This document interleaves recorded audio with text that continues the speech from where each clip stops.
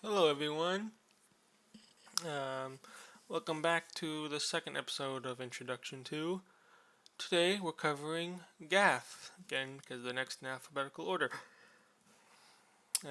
Again, quick disclaimer I'm not telling you how to play, I'm not telling you what's good, what's bad, or whatnot. I'm just telling you what Gath's identity is, what their design is, and so on and so forth.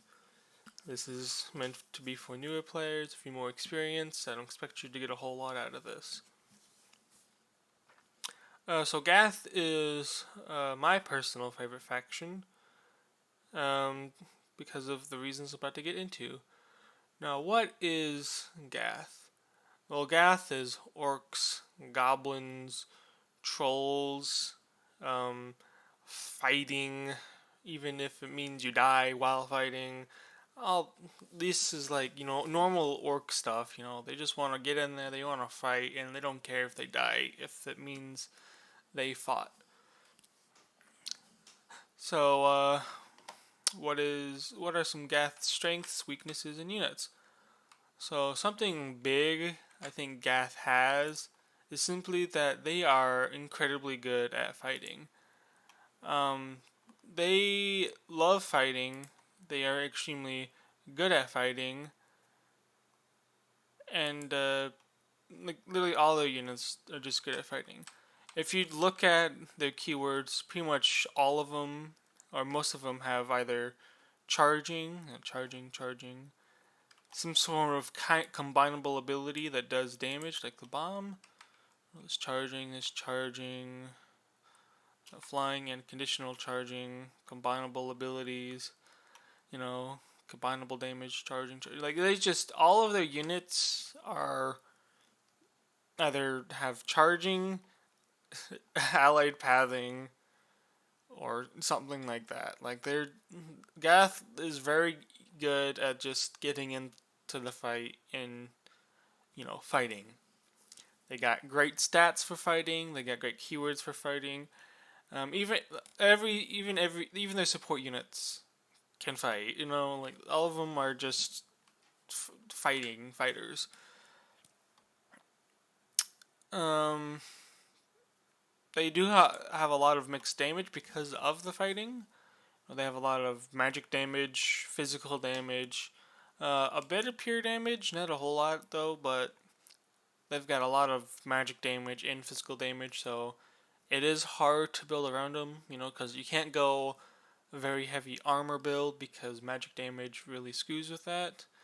You can't really go very heavy magic resist build because you still have a ton of physical damage. It's just hard to really play around them with trying to counter their damage type just because they got so much of it. Um, they also have the highest damage potential in the game. Um, that just means out of all the other factions, they are most likely to kill a high health unit just because they're Gath. All the units have incredible damage, and like I said, all of them are very easy to fight. All of them, they have some decent movement. A great example is the Skorg Hellion, or like just the Skorgs in general. So the Skorg Hellion, for example, has 4 damage for 4 cost. Um, Usually 4 attack is something that other factions have to wait until at least 12 gold to get. Um, it doesn't have charging, but you can very easily give the Skorkellian charging or use its damage in another way. But for 4 cost, it's easily the highest cost, or the most efficient costed unit for damage in the game. Just because 4 damage is a very big luxury to have that usually have to wait till 12 gold just to get, or at least spending money on your hero to get. But as we get to the heroes and just all the units, you're gonna see how easy it is for them to deal damage, how easy it is for them to fight, and just how much they like fighting and how hard it is for you to deal with them. A couple downsides that if they do want that damage, however, it does cost them. It's not just here's free damage. It's oh, you want that big damage? Well, you're gonna have to work for it by probably sacrificing a unit or taking damage or something like that. A good example is the Troll Berserker. So the Troll Berserker has this cool ability where at the start of his turn, um, you may deal 1 magic damage to it, and if you do, it gains +1 power forever. So you could just have it run around at full health being a 3 damage charger, or you could have it be at 3 health, a much scarier life total because 3 damage is much more likely to happen than 4 damage. But you do get, a 4 attack charger now. So you could just, sit back. You can also just sit back, keep damaging itself, and then pretty soon you'll have like a 6 damage charger with 1 health. Like this card really describes the how Gath gets power very well. He wants to gain power, but it's not free, and you do have to pay a cost, and that cost is him damaging himself. Another downside Gath has is, while it is easy for them to get into a fight, it's hard for them to leave a fight. Like unlike other factions where they can go in and then retreat or reset. Gaths really can't do that. Once they're in a fight, they're pretty much in that fight. You can't just back up and wait. At least you could, but it'd be hard to. A lot of Gath's units pretty much have to be next to the enemy to get their value's worth. It's very hard for them to just go in, go do an attack, and then retreat, and then heal up. Gath very much wants to be in a fight and then always be in a fight.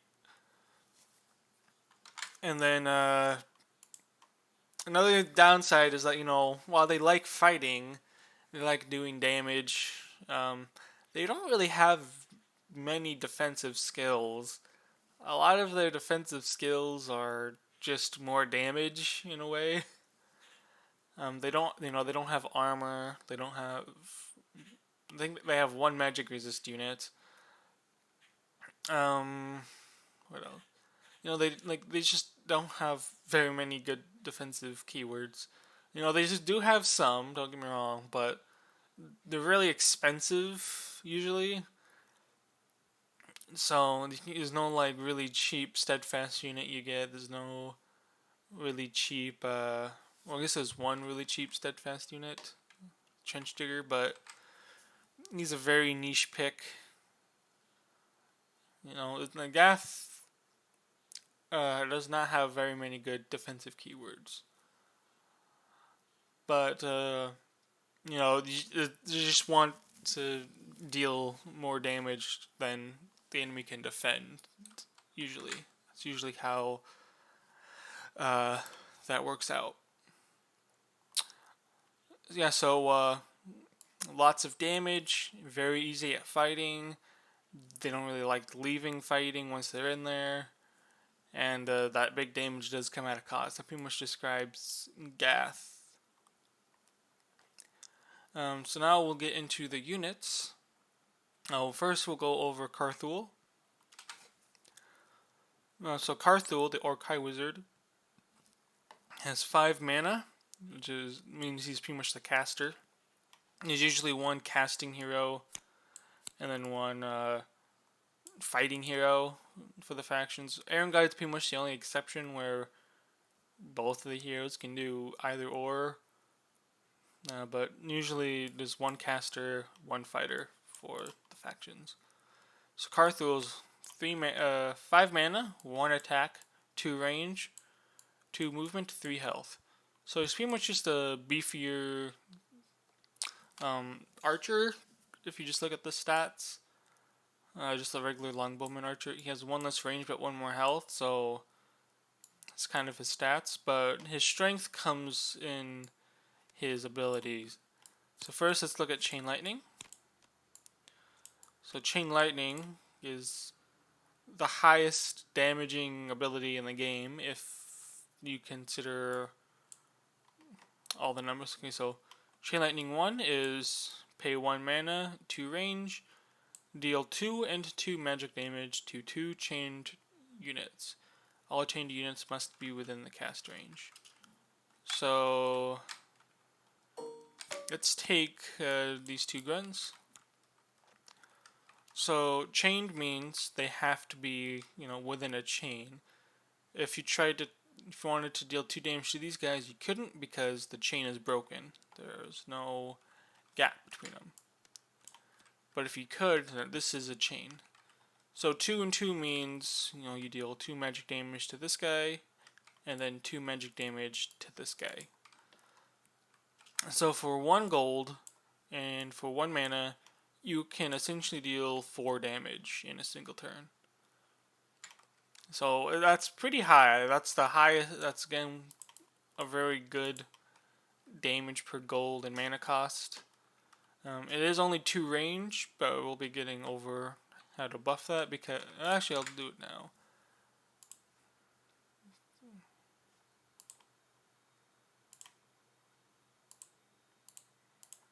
One second, please. Gotta find the name.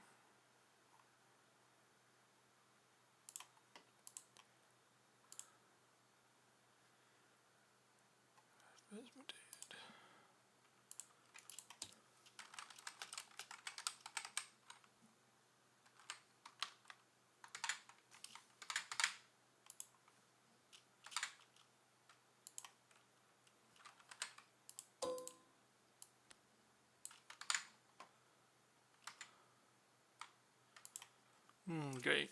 I gotta wait for that.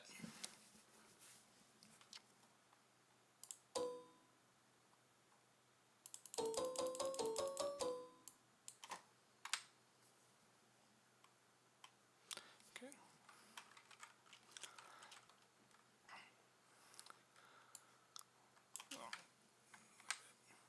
Oh, god damn it.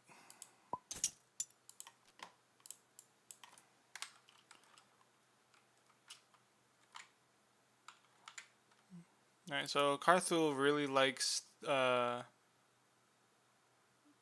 there's an item in the game called Rod of Asmodeus that increases the range on his abilities. Carthul really likes that ability, or that item, just because all of his abilities have 2 range, which means he's pretty close to the action. Rod of Asmodeus kind of increases his effectiveness in just that he's farther away from a lot more units, harder for enemies to reach him. So Chain Lightning 1 and Chain Lightning 2 is 2 gold, 2 mana, 2 range. Deal 3, 2, and 1 magic damage to 3 target chained units. All chained units must be within range. So, if the enemy's like this, you can deal 3 damage, 2 damage, and then 1 damage. Effectively 6 damage total. Again, very high cost. It's not as effective as Chain Lightning 1, but, being able to deal 3 and then 2 might be something worthwhile. And if there are 3 units like this, which doesn't usually happen, but if there are 3 units like this, that's a lot of damage. This unit's at 1 health, this unit's at half health, and this unit's at 3 health. So you can easily charge this guy, maybe you shoot that guy with an archer, and then maybe you charge this guy again. So being able to weaken 3 units at once is incredibly strong. And then Chain Lightning 3 is 3 cost 3 mana, so more than half his mana at this point, and you deal 4, 3, 2, and 1 magic damage. So that's 10 magic damage for 3 mana. So yeah, for 3 gold and 3 mana, if you get this off once, deal 4, 3, 2, and 1 magic damage. So the enemy's like this, you kill this guy, and then like before, 3, 2, 1. So incredibly high damage just with Chain Lightning itself. Very much capsulates Gath.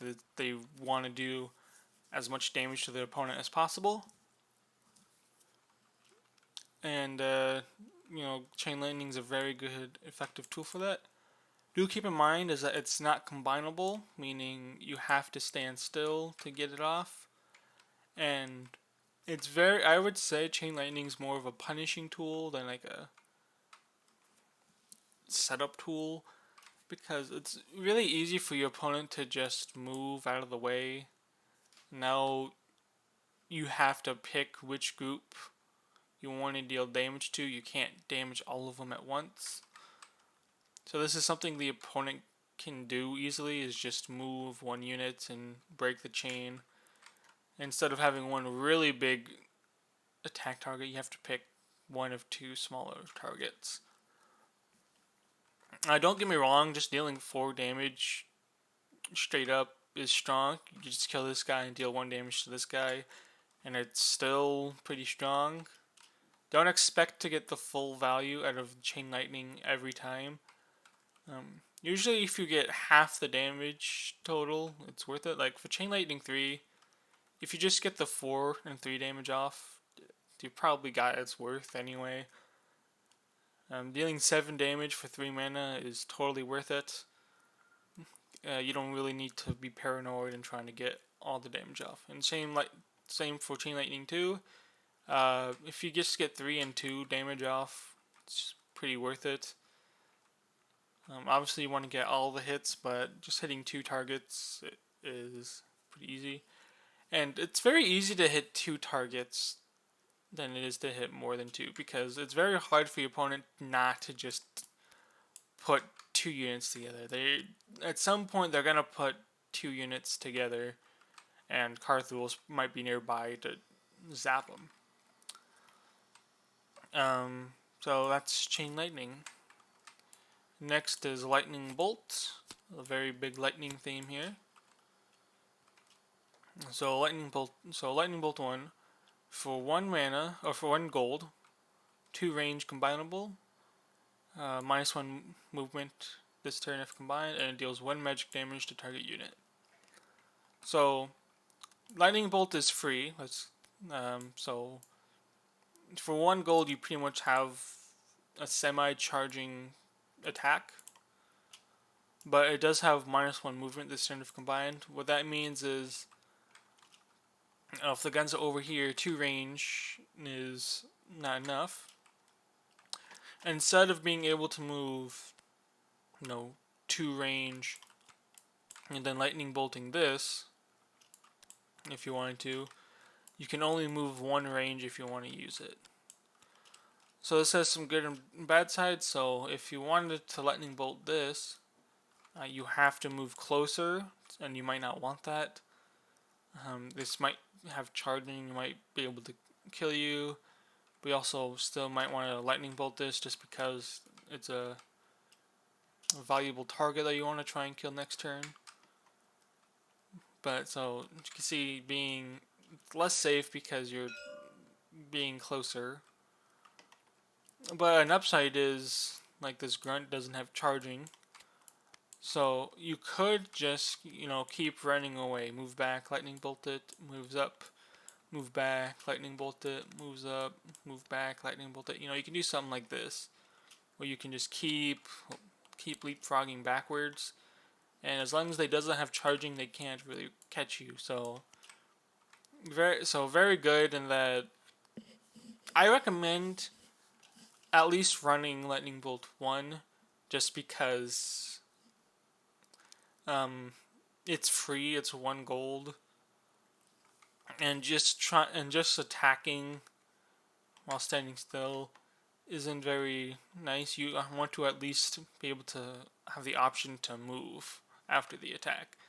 Even if he's trapped, like this, he can't really move anywhere. You might have, your own grunt here, so you can move here, lightning bolt it, and then if their grunt takes your hero, you can at least take it back. So I at least recommend running at least one lightning bolt. Okay, lightning bolt 2 is for 2 gold and 1 mana. You deal 2 magic damage, same abilities and everything.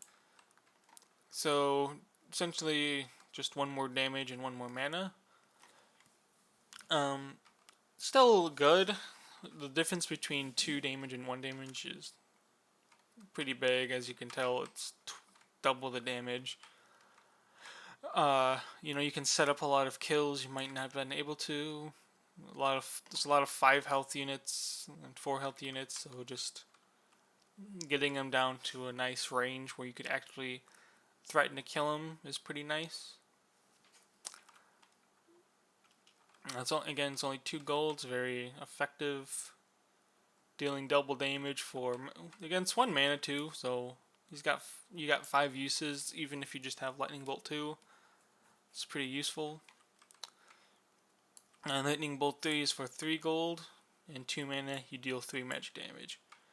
3 magic damage is pretty big. So in Erengard, we talked about having how catapult's good because it's a 3 damage ranged unit.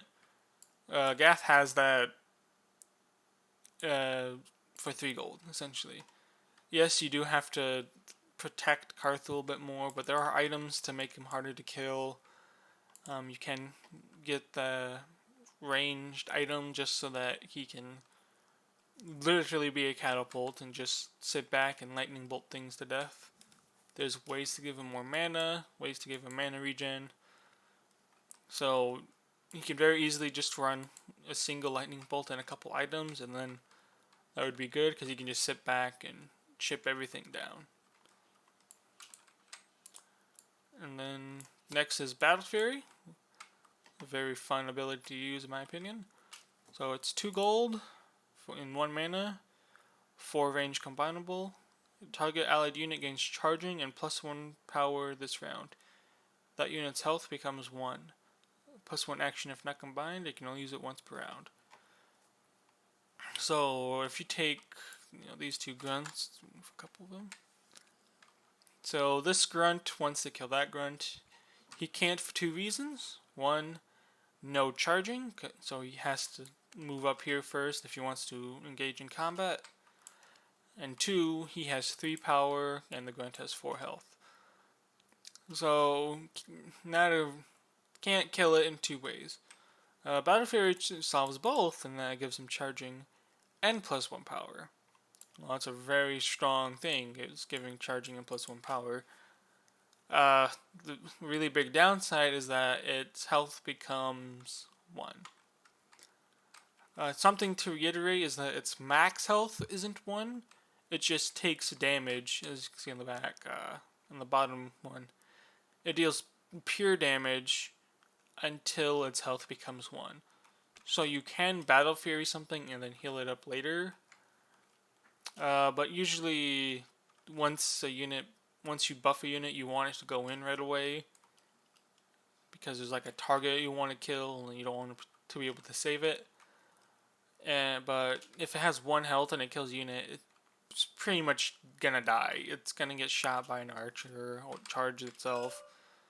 So once it's buffed, it's pretty much gonna die at the end of the round. But 4 range is pretty strong, so it's got a lot of effective range. Charging and plus power is worth it, even if unit's health becomes 1. As Gath has a lot of cheap units that they can expend, they can throw away. So just these very cheap units getting buffed like this is pretty strong.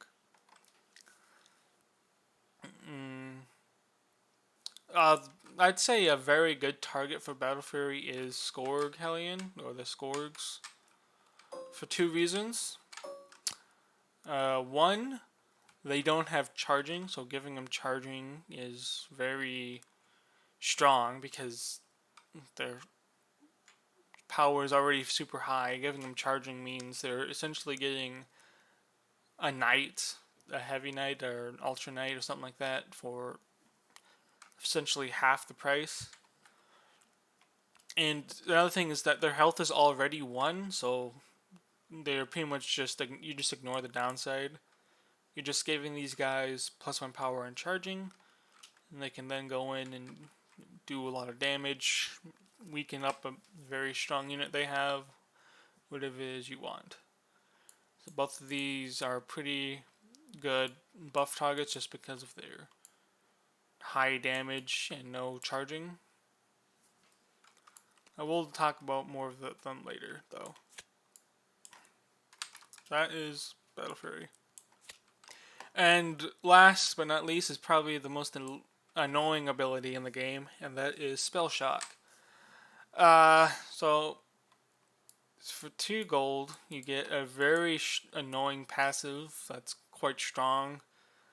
Whenever an enemy unit uses an ability with a mana cost, its owner chooses a unit within 3 range that they control, and it deals 1 pure damage to it. So what does that mean? So let's take Aaron Guide. Let's take a couple priests. I have 1 priest and squire. So why is that annoying? So this priest, you damage the unit, and this priest wants to heal that unit.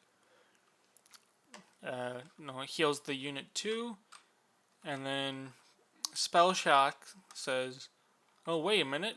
You just casted an ability that has a mana cost. So now this priest has to deal 1 damage to something within 3 range of it. It has to be its own unit. You can choose itself, but essentially, this priest healed the unit for 2, but now it has to deal 1 damage to something on its own team. So it bypasses everything because the priest is the source of the damage, so spell proof and all that don't take into account. And it does pure damage, and pure damage just says this damage happens. It goes through shields, it goes through armor, magic resist, whatever it is.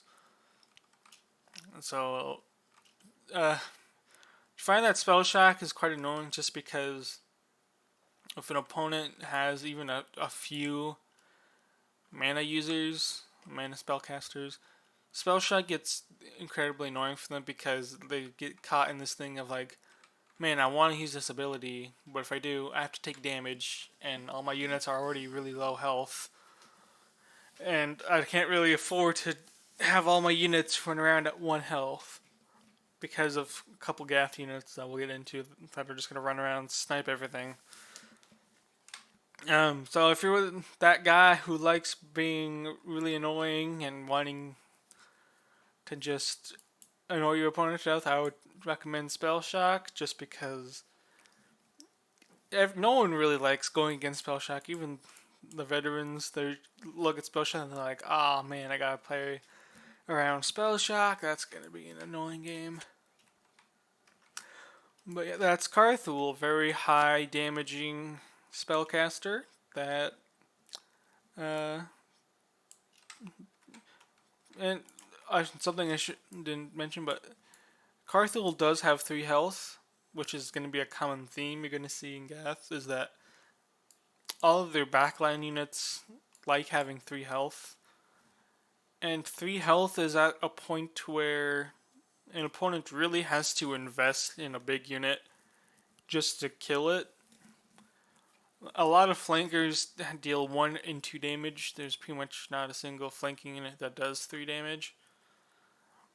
So if you want to kill one of Gath's like backline units with 3 health, you really have to invest in killing Carthul. You can't just say, okay, I'm going to have a flanking unit sneak around and stab him once. No, you have to send in a lot of units, or at least 1 big unit, just to kill Carthul. So next is Argog.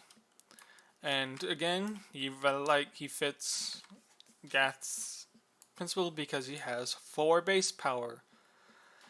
So like I said before, 4 power is usually only on 12 gold units.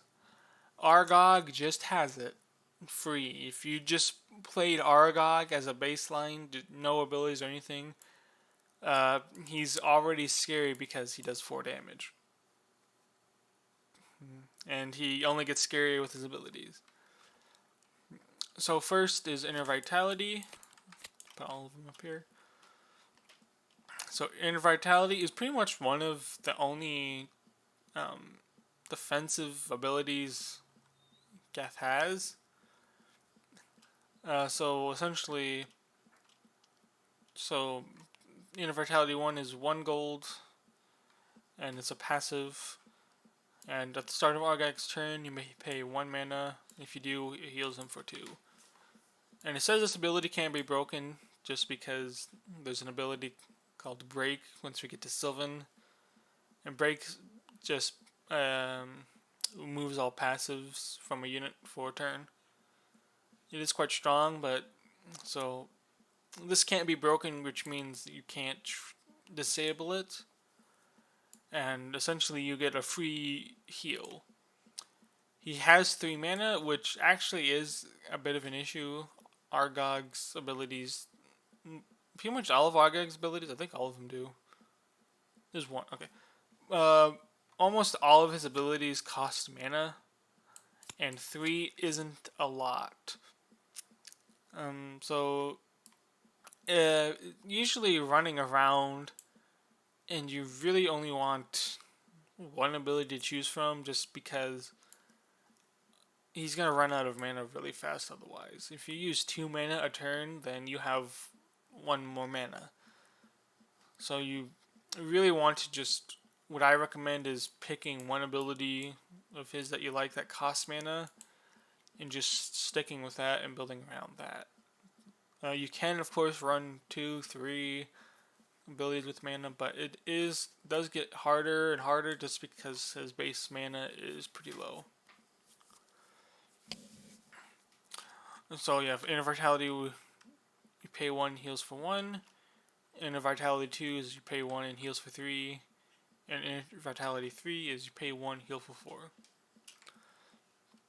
4. All are pretty good in what people are calling a pillow fort Argog, where you just make them really hard to kill, and then you just heal them up to essentially full with one of these. So your opponents throw a lot of stuff to kill him. He heals back up to full, and of course he has 4 base power, so he's still a very big damaging threat, even if you build him full tank. So it's a very popular build, and Inner Vitality is perfect for that. Next is Reflexes, and for 1 gold you get Counter Strike.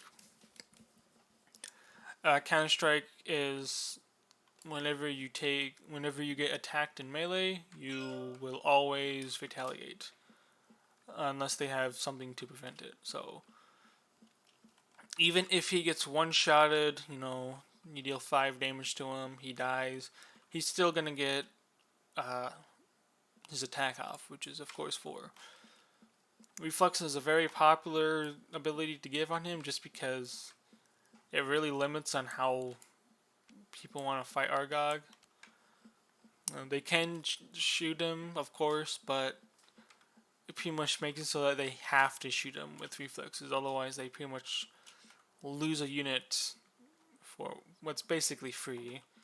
You can't really charge him with a melee unit and come out with that unit living, just because it's probably going to die just from his base damage.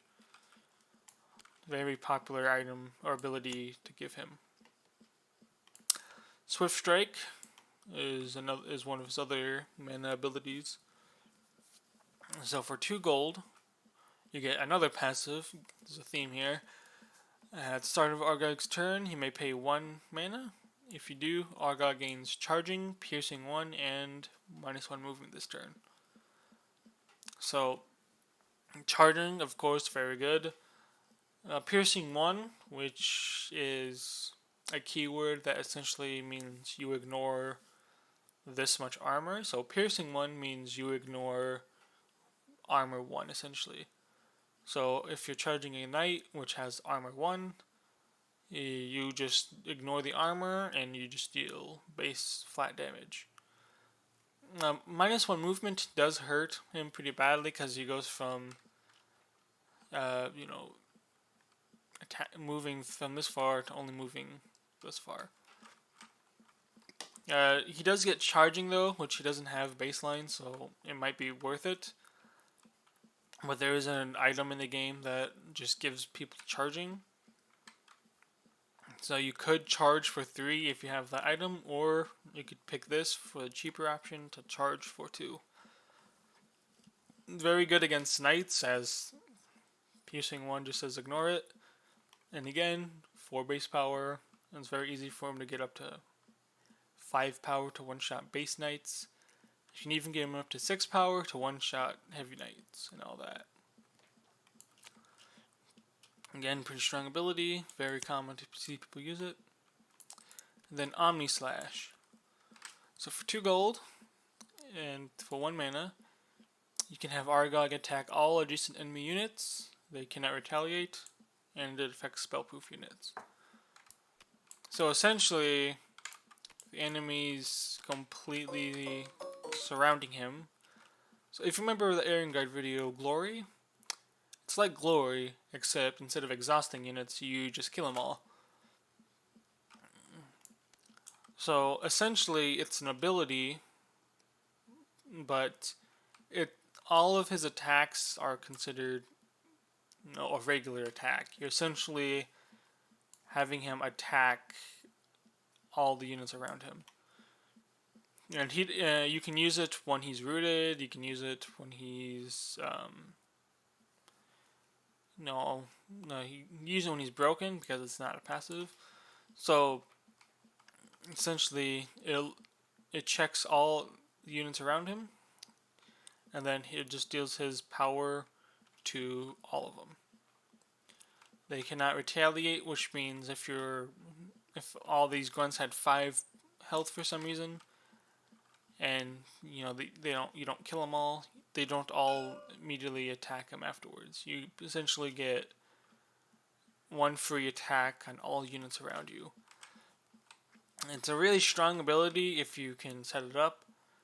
At worst, it's a free attack. So there might be a big unit, and you don't want to attack it because then you take retaliation. You can just say, okay, I'll just Omni Slash it, and it'll take damage. You don't take damage back, and then it only goes up from there. So at the worst, it's a free attack. At best, it's game winning. So that's Argyle. Very. I should also mention he has 5 health, so he's able to fight like the other Gath units. He has allied pathing, which means he can move through units. Carthel also has allied pathing. I forgot to mention that as well. So he can also bob and weave through units himself. But yeah, it's Argyle. Very high damaging melee unit. Okay, so that is the Gath's heroes. As you can tell, they really much like damage just from looking at their abilities. They very much like just getting in there and fighting. And now let's go over all of their units. Spike Color Hound. 2 gold, you're getting 1 power, 3 movement, 1 health. And you are getting Pathing, Charging, and Counter Strike. Pathing is essentially kind of similar to flying. There are a couple rules that interact with pathing differently than flying, but essentially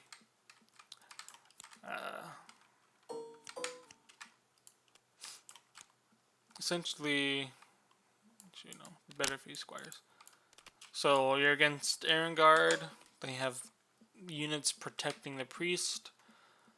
With pathing, you can still move through enemy units to attack whatever it is you want. So if your opponent tried to block this hound from attacking the priest, they can't do it, because with pathing, it can move through them all and then it still attack the priest. And it has a counter strike. We've gone over that. So if the spike color hound dies to a melee unit, still does damage back to it. So a very good flanking unit. It got 3 movements, so it's pretty mobile. Pathing means it's hard for them to block it. You can just set it somewhere and threaten something next round, and they're gonna want to kill it because you're just gonna get a free kill.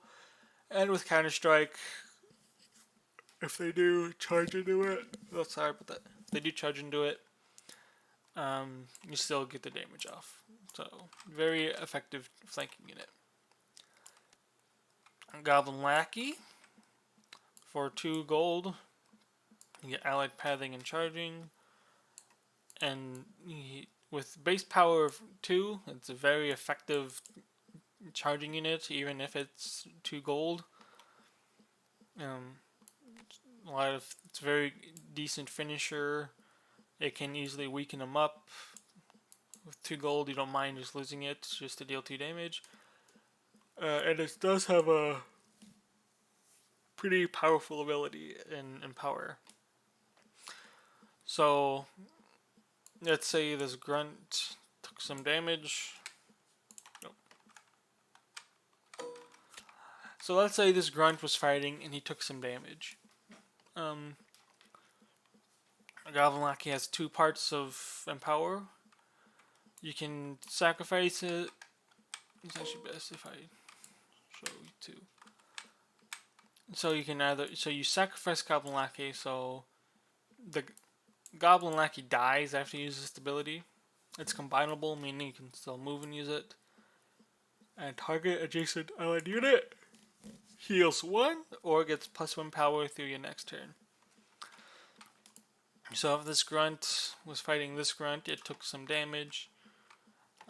You can either walk up to it and heal it. So, say it has 1 damage on it, got shot by an archer or something. And it wants to fight this grunt, but this grunt is gonna kill him if he's allowed to. So the Goblin Lackey can just walk up, sacrifice itself, and heal it for 1. Or you can walk up, sacrifice it, and it gets 1 power through your next turn. Now, something to explain about the bottom half. Through your next turn, that means it goes away even if the grunt doesn't do anything. So you walk up with the lackey, you give it +1 power, your opponent does something, and then you do something. If you don't use the grunt right away, the power is lost. So you have to pretty much use it right away, and it kind of choreographs what your next move is going to be. So most people use it just for its cheap charging damage and for the heals. You still can use it for the +1 power. It's just not really useful just because it goes away super fast. But it's a very decent cost 2 unit, 2 cost unit. Goblin Bomb.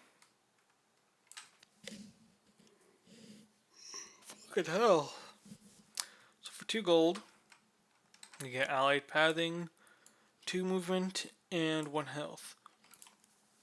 So no attack power, but it does have a pretty strong ability. And it has detonate, sacrifice Goblin Bombardier. So you have to lose it again like the Goblin Lackey. And it does teal, and it does 2 magic damage to target adjacent enemy unit. So, look at what the hell? Holy shit! So the enemy grunts here, you can move up 2, and then blow it up for 2 magic damage. Similar to the lackey, it's a very cheap source of damage. Not as good as some other factions, but fits Gath pretty well. Oh my god, why am I yawning so much? It's very good in the Goblin Bomb. It fits Gath pretty well. It can very easily move up there. Does magic damage, so it's a mixture. And it has to sacrifice itself after it's used. It fits Gath pretty well. Next are the goblins. I'm gonna cover both because they pretty much both cover the same role. So the goblin flanker and the goblin archer are both 3-costed units. Both have 3 movement, ally pathing, and charging. Both have 2 health. And they're both essentially are flankers. Goblin flanker is pretty obvious because it has flanker in the name. Goblin archer is kind of a flanker in that still has 3 movement and a ranged attack. So Goblin Flanker has 2 attack, 3 movement, 2 health, but it deals 1 less damage to melee units during combat. So unlike the Goblin Lackey, if it wants to attack, let's say this grunt, it's only going to deal 1 damage to it because it has an attack power and no ranged. So it's not very good at melee combat. It's good at taking out archers. Like if you think back to the Iron Guard, a lot of their range units had 2 health. So Goblin Flanker would be very effective at taking them out because you can very easily sneak up to them and kill them off slowly. Goblin Archer is still, I would still technically call a flanker. It's got high movement. Let's go over its ability first. If Goblin Archer charges, it gets -1 range turn. So if it stands still, it does get 2 range. So you can sit back and shoot things, but 2 range isn't a lot. But if you do charge, it does effectively have 4 attack movement, as it can move up 4 range and then shoot something, or move up 3 range and shoot something around it. So that's why I identify as a flanker. Just because if it's on the sides, it can easily move up here and start being a threat and start dealing damage. For movement's hard to deal with, just because it's for movement. There are a lot of ways you can move around, a lot of ways you can position yourself to get to where you want to go.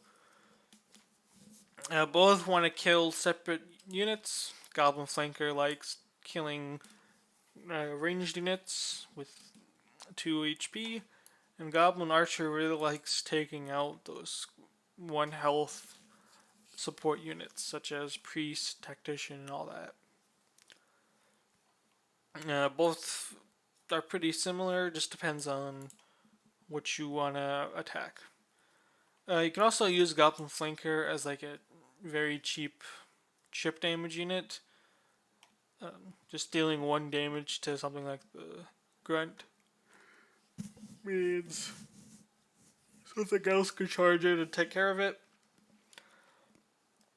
And unlike other units, you can't really just sit back and shoot something with the Goblin Archer. If you want to get the best use out of it, you have to charge it into something to deal damage where it's then vulnerable.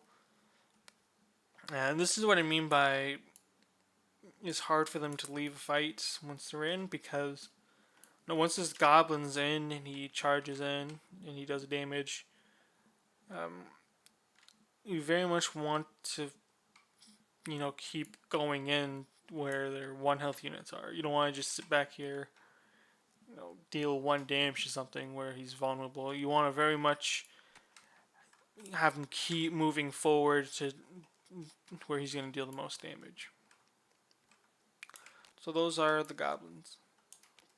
Next are the Skorgs. I'll pair them together just because they're pretty similar. So both have 4 cost, both have pathing, both have 3 movement and 1 health. The difference between them is that the Skorg Hellion does 4 damage, and the Skorg Archer does 3 damage, but has a ranged attack. So similar to the Goblin Archer, if you give this charging, its range is effectively 4. You can easily move up something and then shoot it. And you can very easily get its power up to 4. But so it really just depends on your preference. Skorg Hellion does more damage. There are a lot of things you'd want to kill with 5 health. Even with 4 health, it's still pretty powerful. And the Skorg Archer, while dealing less damage, it has more effective range, and it is ranged damage as well. So maybe they have something where an enemy can't take range damage. Maybe they have something where they take less range damage. So a couple of it's really just his preference. The difference between them honestly isn't that much. It isn't until you get super complex with the game where these small differences matter. So it really just depends on, do you prefer more damage or more range effectively. That's pretty much the difference between the 2 Skorgs.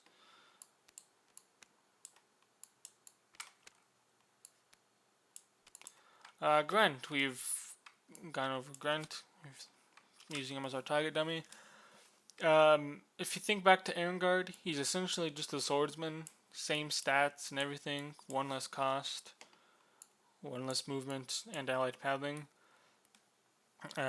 He's pretty much just a really good frontlining unit. I usually always run 1 in every list just because of how effective he is. For 4 cost, his stats are incredibly good. 3 attack and 4 health. Allied pathing means you can usually move up in front of units to protect them.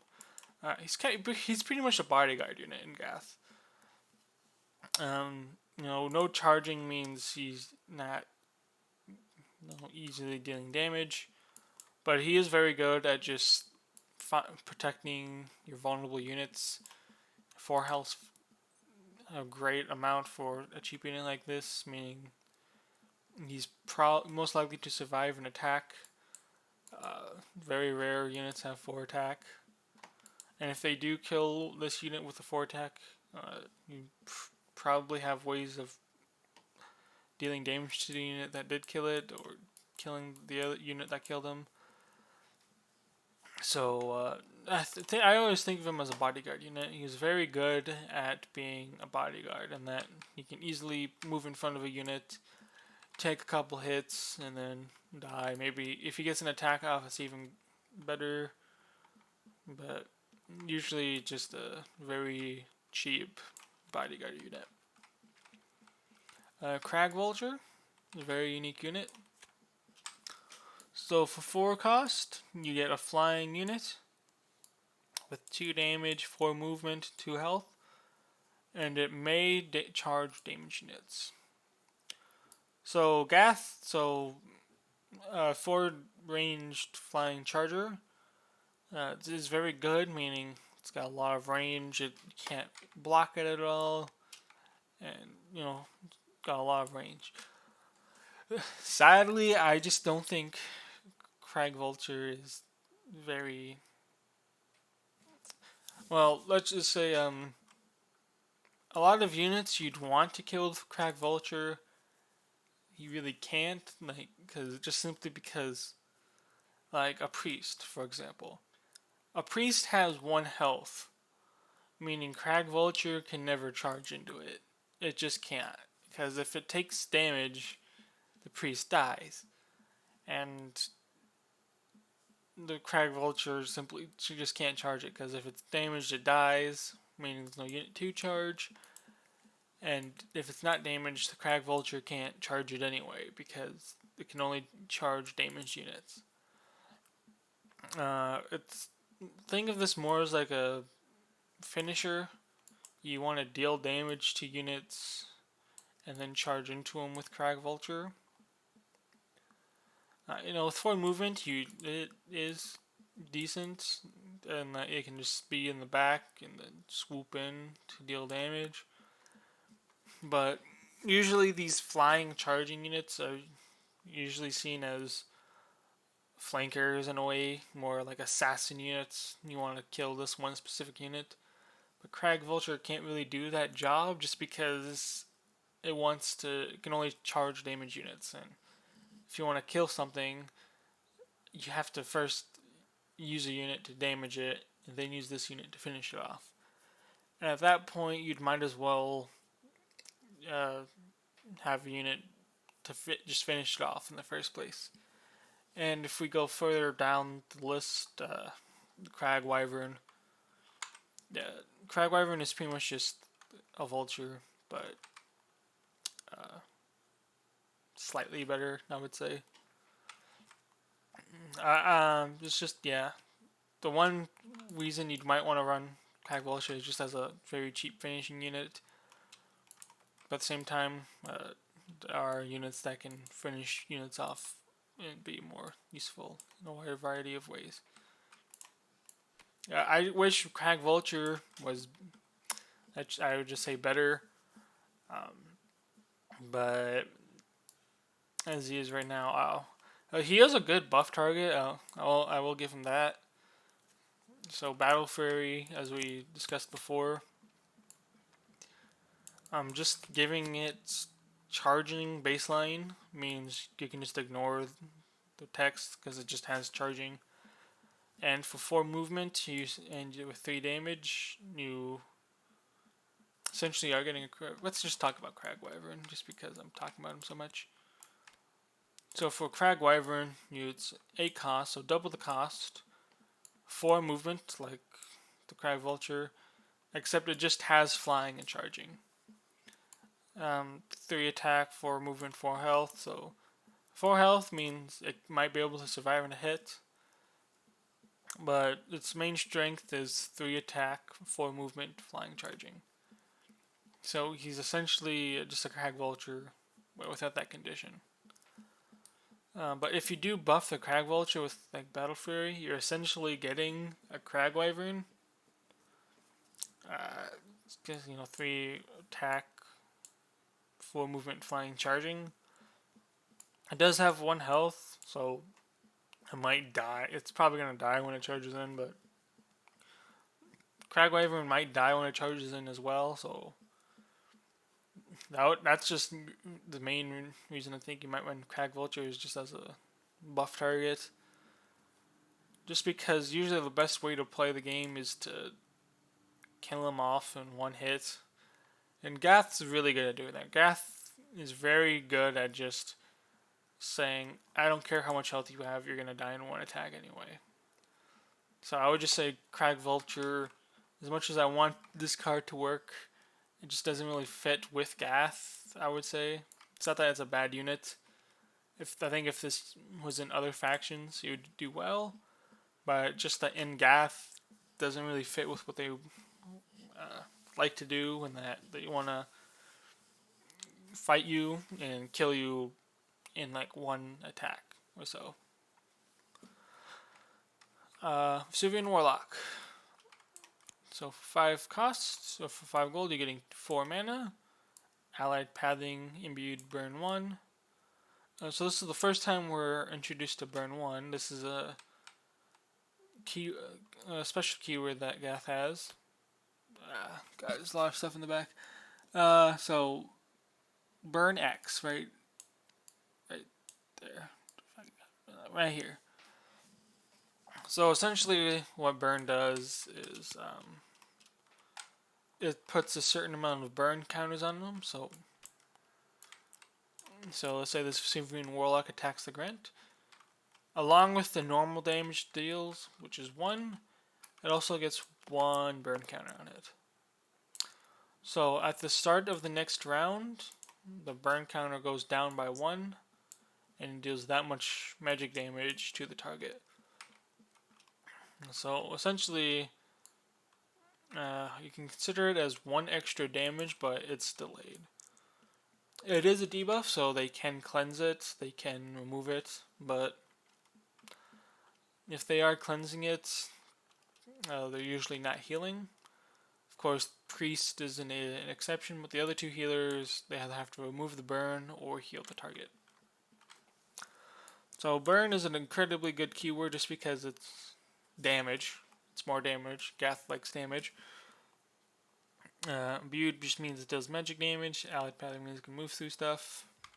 And it has 2 really good abilities in Searing Chains. 2 mana, 3 range, so half its mana.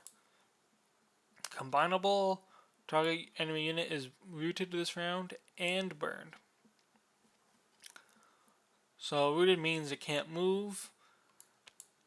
And something else about rooted that I don't think I mentioned in the last video. I think I did. But so say you target this grunt, it's rooted, gets burned 1, and you have another grunt here. This grunt can attack it, deal 3 damage to it. And then because this grunt is rooted, it can't attack the grunt because attacking requires movement in this game. So if this grunt wants to attack this grunt, it has to move. But because it's rooted, it cannot move. So it's just stuck here.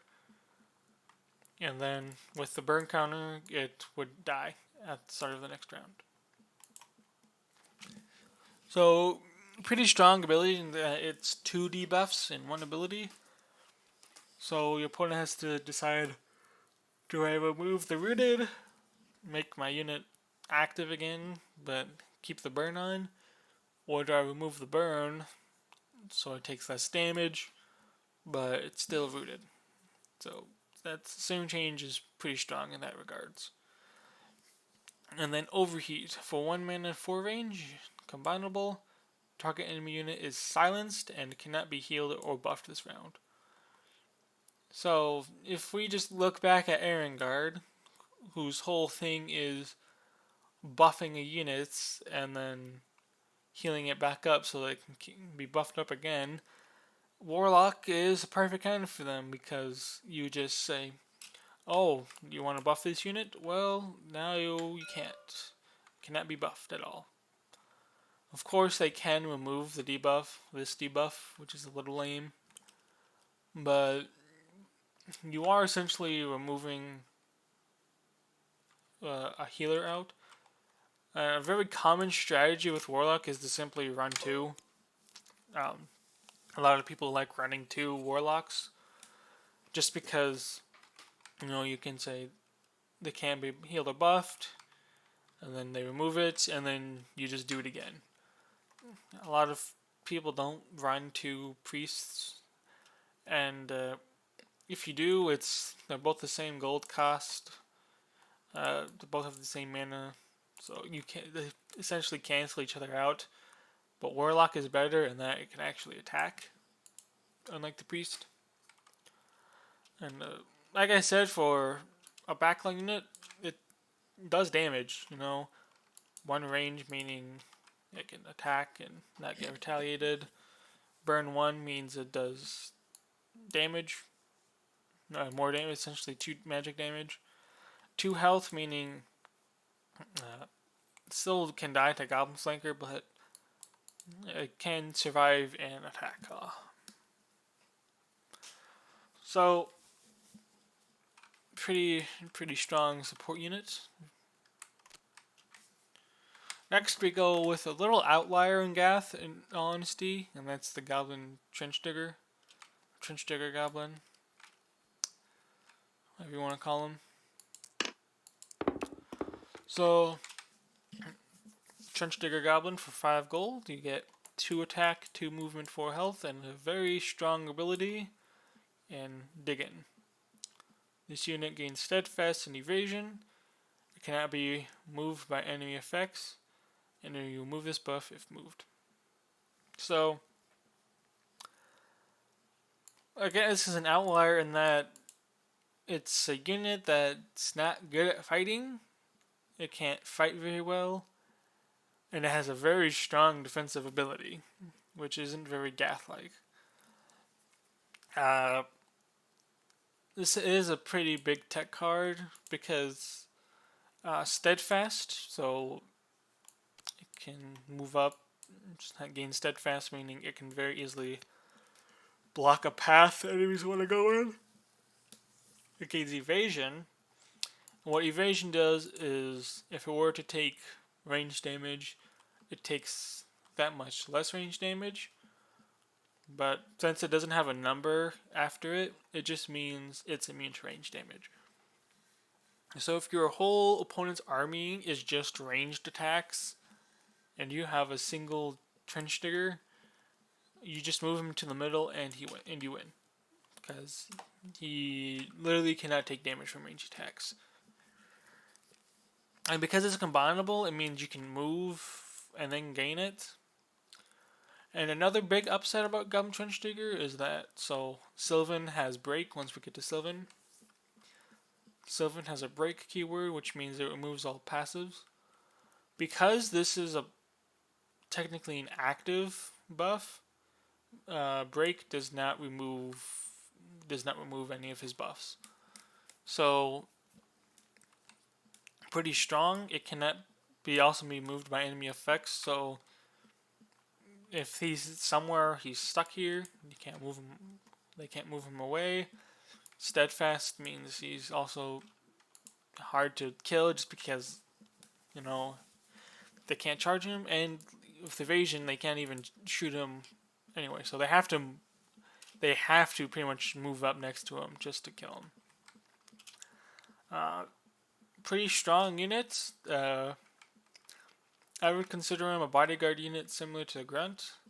He's a bit more expensive and he doesn't do as much damage, but he does have niche cases in which he would be used. Dragon Hatchling. A kind of a flanking unit, kind of a pseudo ranged unit. So for 5 cost, you're getting 2 attack, 3 movement, 3 health. He has 2 mana, and he has flying, and a very strong active ability in Flame Assault. For 1 mana combinable, he deals 2 magic damage to target adjacent enemy unit. So again, with 3 movement and his combinable ability, he effectively has 4 movement, which is why I kind of define him as like a flanking type unit, just because he can easily fly over units and then use his ability. The only downside is that, let's say you want to kill this grunt. Should I say no? Say Carthul. Let's say you want to kill Carthul. Maybe he took damage from something else and he has 2 health, or maybe you just want to deal 2 damage to him, so he's at 1 health. The only downside with the hatchling is that he can be body blocked, because he has to land next to his target to deal the damage. So your opponent can play around that and just by filling up gaps. The hard thing to do is that it's very hard to keep gaps filled. Like if the Dragon Hatchling was here, your opponent is going to have a hard time, because the second any of these units move, you can move in and do your damage. So the big upside with the Dragon Hatchling is that while it can be body blocked, the opponent does have to pretty much stay in that formation. Otherwise, Dragon Hatchling can move in and do some damage. It's pretty. It only has 2 uses on its ability, but it's completely fine. If you get both uses off the ability, you got use out of it. It does have an attack value, so it can attack afterwards to be useful. But you mainly want to use it as like a flanking chip damage unit. The wargs, pretty similar, just pair them together. Both have 6 movement, or 6 gold cost. Both have 3 movement and 4 health, and allied pathing and charging. If you think back about the Goblin Flanker and the Goblin Archer, these are essentially just the bigger versions of them. The Warg Rider has 3 attack, 3 movement, 4 health. Warg Archer has 2 attack, 2 range, and that if it charges, it gets -1 range. So pretty much just think of them as like Goblin, Archer, and Flanker, but bigger. There is a difference though in that these guys are much more suited for combat. If you want these to be like a core unit in your army, you can just, if you just want a Warg Rider to be your charging damage dealer, you easily can. If you want the Warg Archer to be your charging damage dealer, you can. If you want him to be just a flanker, you can. Both are pretty good at flanking. And if you want the Warg Archer to be a chip damage unit, you can. Both are pretty flexible in what they can do.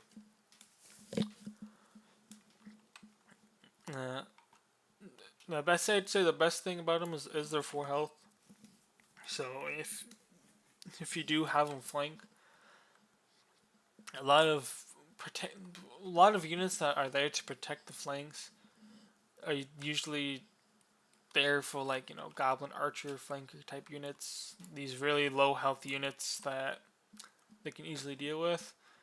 But if you throw a Warg Rider as your flanking unit, suddenly it's pretty hard for your opponent to deal with, just because now they have to, if they want to protect their flanks, they have to put a more expensive unit on the side just to deal with them.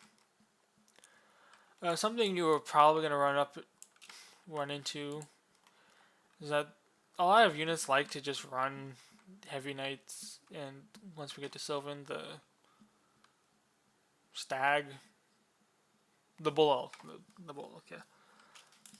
yeah. Both are 3 movement, 4 damage charging units, and they like to just contest wherever it is that get them with that. So let's say you put a Warg Rider here. They'll usually put a Heavy Knight like right here just to toy with you. Just because the Heavy Knight can easily just charge in and kill the Warg Rider. It's something a lot of people like to do. Something you're probably going to have to deal with, but nonetheless, they're still really good units. Other than that one niche counter, they are still really good units, and they are very flexible in what they can do. Troll Shaman, another buffing unit. 6 man.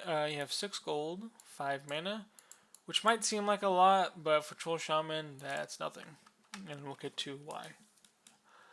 He has 1 attack, 2 range, 2 movement, 3 health. So for support stats, this is amazing. He can attack. He can actually deal damage. It's hard to kill with 3 health. And he has allied pathing, so he can bob and weave between units. And his ability is Bloodthirst. You can pay X mana for range complainable. Target allied unit gains X of the following this round. +1 power, charging, piercing, ignore steadfast. And then, no matter what you pick, its damage is reduced to 0, meaning it's immortal, and destroyed at the end of the round. Well, I shouldn't say immortal. There is true damage that can go through this, but essentially it's immortal. So, the reason why 5 mana isn't really a lot is because you are usually going to be burning through that mana really quickly. So you can pick 1 So out of these buffs, there's +1 power, charging, piercing, and ignore steadfast. You can't pick a buff multiple times, so you can't give a unit +4 power and charging. You can only pick +1 power once. You can only pick charging once. You can only pick piercing once. You can only pick ignore steadfast once. You can have this be 0 just so you can get the reduced incoming damage to 0. I have used that a couple times.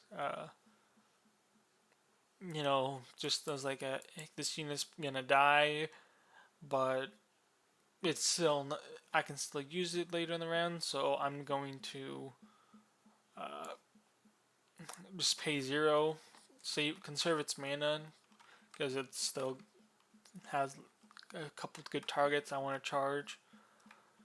So pretty good in that. Uh, Again, very good targets are the Scourgs. Giving it +1 power and charging, it's incredible. Piercing, and something about this piercing is that it doesn't have a number following it, which means it ignores all armor. So battering ram, which is the only unit this, well, I guess battering ram and knights and a couple items. So even if it had infinite armor, piercing ignores it, and of course ignores steadfast. Steadfast is a pretty good keyword in that it ignores charging, but now you can just ignore it. So kind of like the alternate ability. It is a pretty tricky unit to play because the unit is destroyed at the end of the round. Simply because there are a lot of buffs that increases a unit's survivability. So you use this, you buff a unit. Your opponent looks and like, okay, I'm gonna protect this unit. Now that might not have anything to trade into, or the trade you wanted is pretty bad. And then at the end of the round, it dies. So do be careful with Troll Shaman. Its buffs are incredibly strong. Don't get me wrong. But you do have to be careful when you use it, just because it has a very big cost, and that the unit literally dies at the end of the round. You're usually mainly going to use +1 power and charging. These last two are pretty niche cases, but they do come up. So yeah, even if you use the mana pretty fast, it's still a decent fighter. So that's the Troll Shaman. Troll Doctor, Gath Healer. So for 6 gold and 3 mana, which is worse than the other healers, you get 1 damage, 2 range, 2 movement, 3 health. Again, it can fight. 3 health means it's hard to kill. It can actually attack things. And it has 2 abilities, which is heal and restore. Heal, 1 mana, 3 range, combinable. Target allied unit is healed for 2. So if you compare it to the priest, which we covered before, the difference between these two is that Bless has a longer range, which is better for healers because healers are big targets. You want to stay as far away as you can from the enemy, and extra range does that. Having a less range is, he does have health, but you still don't want to be close to the enemy. And as you can also tell, Priest has more mana. It's cheaper, and the other ability Troll Doctor has is Restore.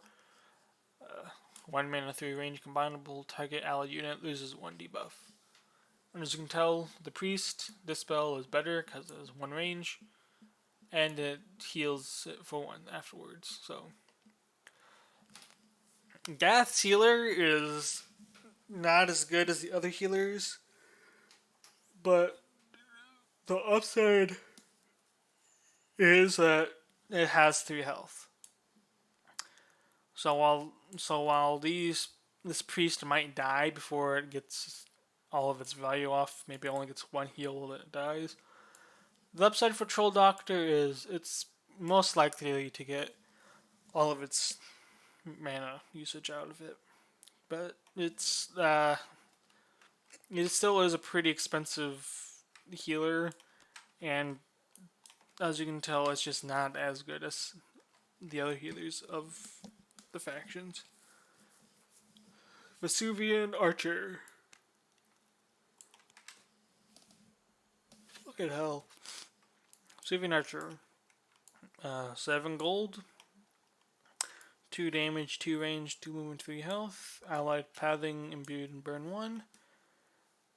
And if this unit dies to trample or melee attack, that unit gets +1 burned. So this is essentially the Gath's range unit.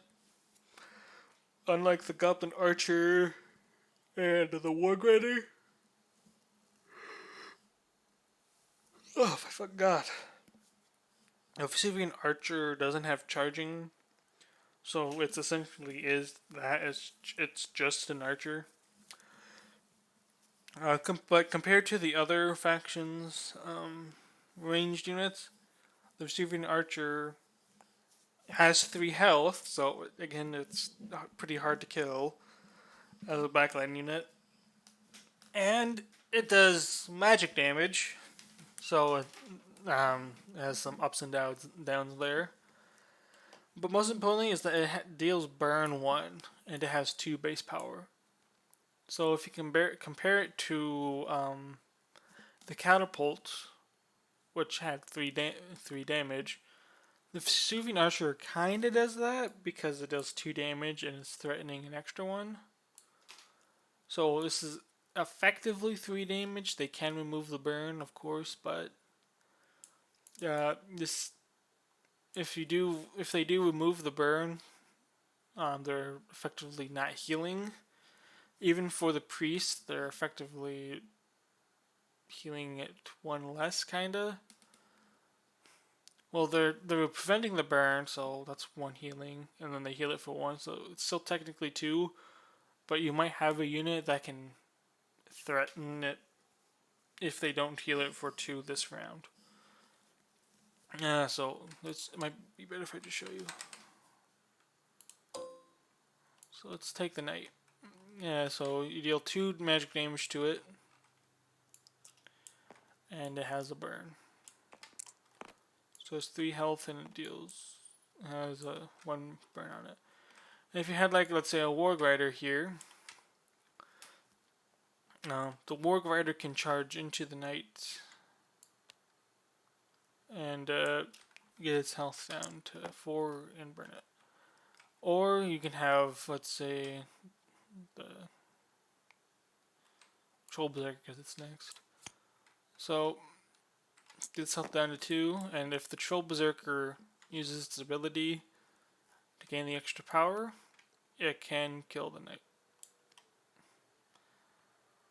So if they remove, if they heal it to full, Troll Berserker can still go in, deal 3 damage to it, then Archer can finish it off. It's not really a great example, but I'm just saying that the burn damage does come in handy. And if the knight were to, say, charge in and kill the Vesuvian Archer, it would get an extra burn. So it would have burn 2, and if it had 3 damage on it, it would die. And again, that wasn't a really good example, but the burn does come in handy quite a lot because the extra effective damage is quite useful, and your opponent. And again, most of the time, their healer can't remove and heal as well. Troll Berserker, we talked about at the beginning of the episode and a bit just there. But 7 cost, 3 attack, 3 movement, 4 health, allied pathing charging, and at the start of the unit's turn, you can deal 1 damage to it and gain a power.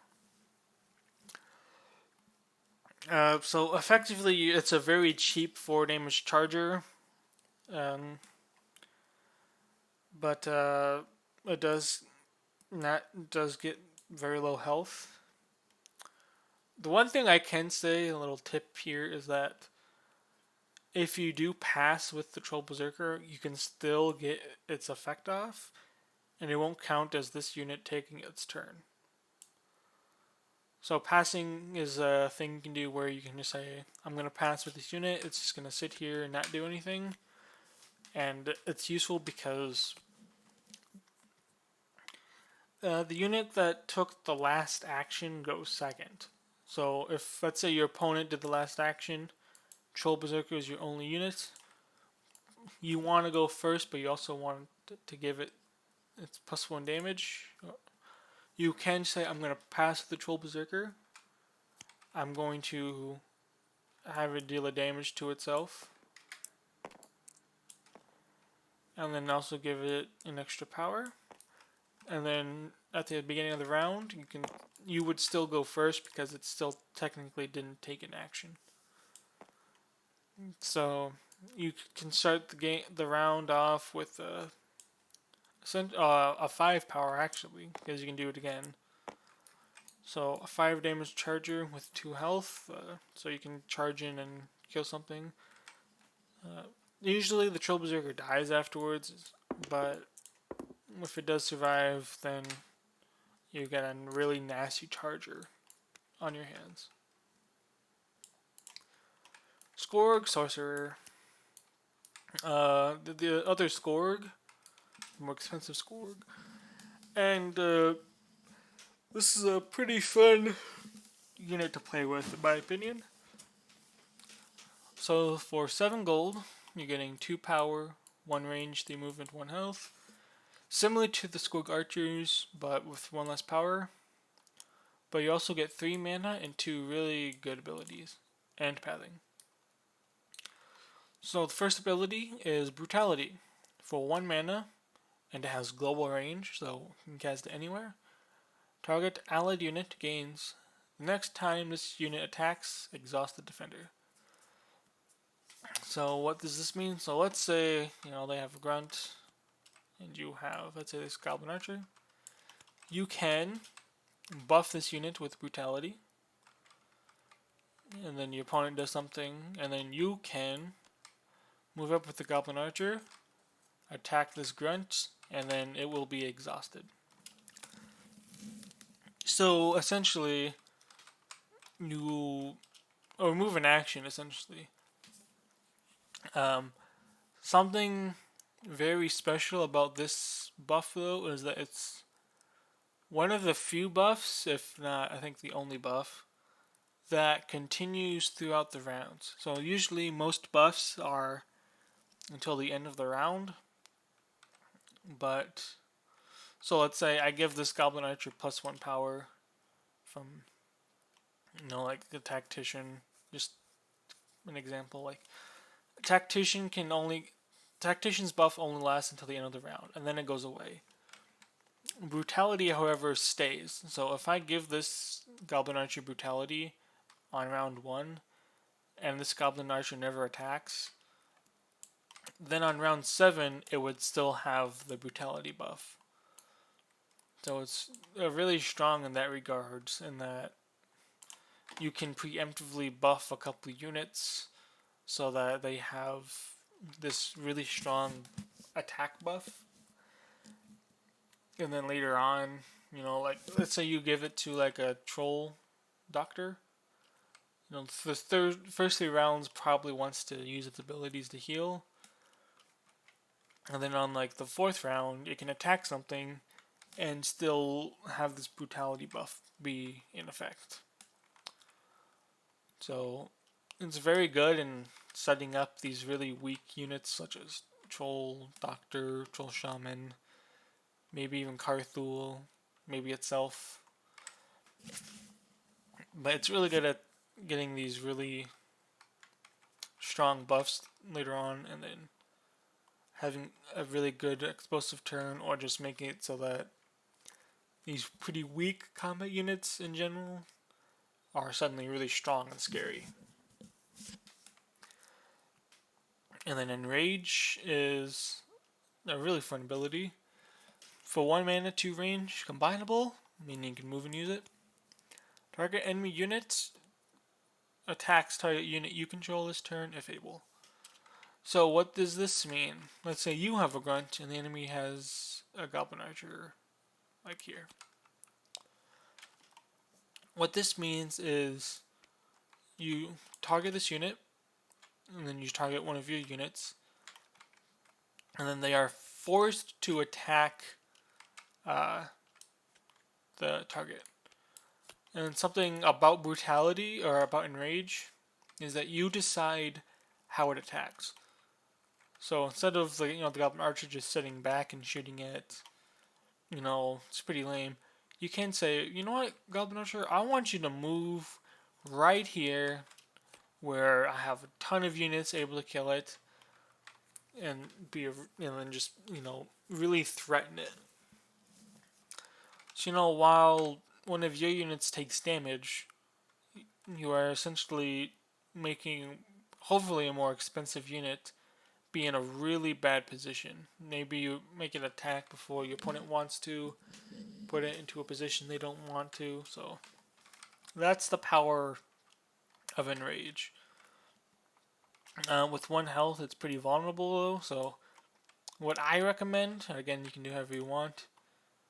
There are a lot of cheese strats where you just move this up turn 1, have an enemy charge one of your units, and then just accept that the Skorg Sorcerer is probably going to die after that. But what I found to be really effective, the most effective anyway, is to just spend the first 2 rounds giving up brutality buffs so that it uses its mana, and then wait for a time to where it can force an enemy to attack and not immediately put the Skorg Sorcerer at risk. Of course, you can just do the thing where the enemy charges one of your units and then you kill it. But I find that that's usually not worth it because you're also losing a 7 gold unit in the process. Vesuvian Disruptor. Before he was completely bad, but luckily he got a nice makeover and now he's pretty good. So for 8 cost, you get a 3 damage, 3 movement, 5 health unit. 5 health's pretty big. 4 damage is pretty scary. A couple of units have it. But for 5 health, you are pretty safe from just dying to 1 hit. It has padding, meaning it can move through units, even enemy units. It has spellproof, which is a defensive keyword, and Gath doesn't have many of those. Spellproof does is you're immune to abilities, active abilities. So if an opponent will try to target it with an ability, it would be immune to it. It has backstab, which means if this attacks a unit, the unit doesn't retaliate. So even if the unit doesn't die, it still can attack the disruptor as it has backstab. And it has mana burn too. So mana burn means when it attacks a unit with mana, they lose that much mana. So mana burn 2 means if this attacks a unit with mana, they lose 2 mana. Pretty strong unit. It's a very good brawler. With backstab, it can attack without fear of being attacked back. Mana burn 2, your opponent's pretty scared of moving units next to it. Pathing means it can easily move through enemies to be in a good spot. Maybe there's a gap here that wants to move into and threaten the unit. And with spellproof, it's really good against spellcasters as they can't target it.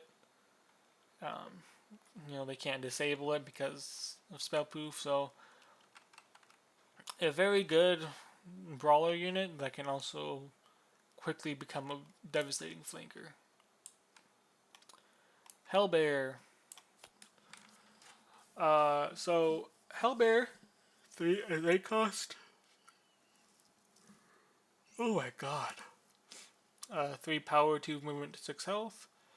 Has charging, imbued, and mana burn 2. So, like burn 1, uh, instead of applying burn 1, it deals burn 2, and that means at the start of the round, the unit takes 2 burn damage and still has burn 1. So incredibly strong. Uh, and fucking hell. And it has roar. So once we get to Sylvan, you're gonna see a couple more bears, but all the bears have this ability called roar. And what it does is essentially this grunt is here. You can use roar to move it away 1 hex, and you can, and because it's combinable, you can still move, or you can move up to the unit and roar it back. So it's a very strong control tool. You can even do something tricky like roar it somewhat closer to you. You can move like this, roar it to you. There's a couple tricks you can do with it. But it's a really strong tool. Do not underestimate how strong roar is. It doesn't seem very strong at first. Then you're going to go against someone who uses it, and you're like, oh damn, roar just annihilated me here. 6 health, so very good health total. And with burn 2, it's effectively dealing 5 damage when it attacks. Of course, they can remove it, but it's quite quite a lot of damage if your opponent can't deal with it properly.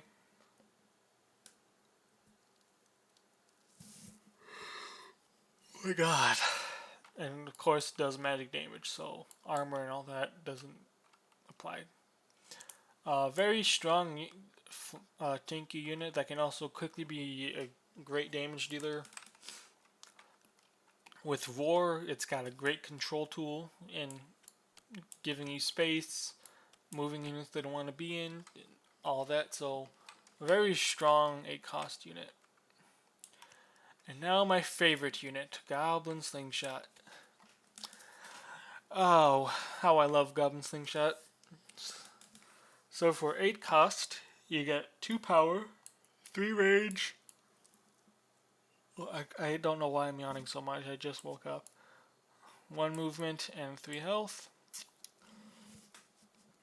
So 3 range is quite a lot. It's the only unit in Gath with effectively 3 range baseline.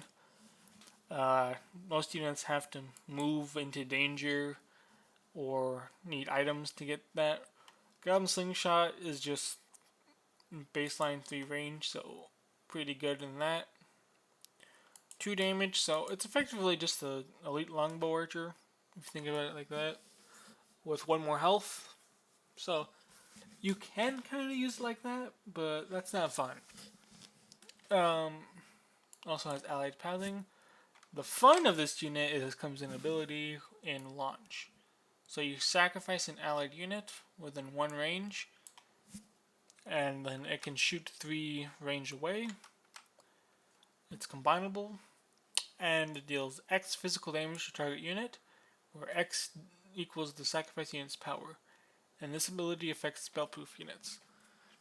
So, let's say they have the Carthul here, and you have a Grunt here.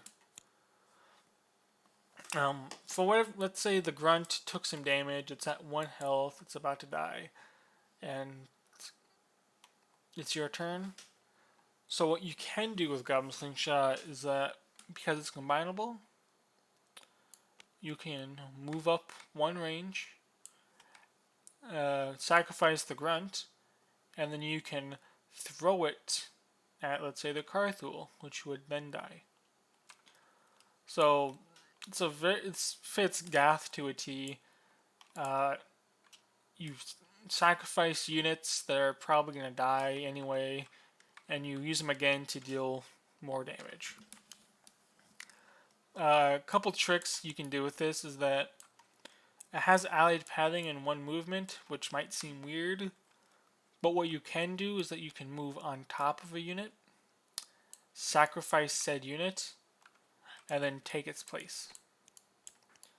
So it's very strong in that regard, so you can move on top of units that are already going to die to get an extra range. And something that might come up, I've never personally done it except for fun, is you can technically sacrifice Goblin Slingshot itself. So if Carthul, let's say, had 2 health, and he's a really scary threat, you can technically move the Slingshot up 1, sacrifice itself to deal 2 damage to Carthul. That is something you can do, and I'm waiting for the day where it comes up and it's actually useful. And it affecting spellproof units is incredibly powerful. So, like say the Disruptor, which usually feels safe around because it has spellproof. Slingshot doesn't care because it's not a spell. What are you talking about? I'm just throwing a unit at it. Units aren't spells. Magic the Gathering. But yeah, it's an incredibly fun card if you use it. It's my favorite card in the game. I have a couple of videos describing it in much more detail on the channel. But essentially, you are taking a unit, you're throwing it at another unit, and it deals damage again. So, incredibly fun unit. I love this card. Crag Wyvern we've explained. Again, 8 cost. So, and I'd say the best use for Crag Wyvern is that it essentially is a flanker, or like an assassin type unit. Crag Wyvern very much likes looking at these 3 health units like Carthul and just saying, okay, well, I'm gonna be here, and now I am threatening you right away. It's the highest damaging for movement unit. The Pegasus has 2 power, so can't kill Carthul without a buff. Sylvan's has 1 power, meaning it's very limited in what it can kill. Gath's has 3 power, so if you want, you can use it as like a damage dealer, because it can very easily infiltrate the back line and start picking units off. Or you can put it right up here and threaten units with 3 health that only Gath can threaten. Because there's a lot of units that have 3 health just as like defensive measures. Usually 3 health protects them. Crag Wyvern's like, that's enough for me. And so Crag Wyvern's strength is that just the threat of it makes people have to play around it. There are so many times when people build the kingdom and then one of their thoughts is, what if my opponent has Crag Wyvern? And then they have to plan for that. Because Crag Wyvern is such a big threat just for having it in your kingdom. It's got such a huge threat range. It's got 3 power, so it's no pushover. And it has 4 health, meaning it can take a hit. So even though it's a kind of like a flanking unit, like an assassin unit, it's still a pretty good damage dealer just because it's got great stats for that. Okay, Razormane Manticore.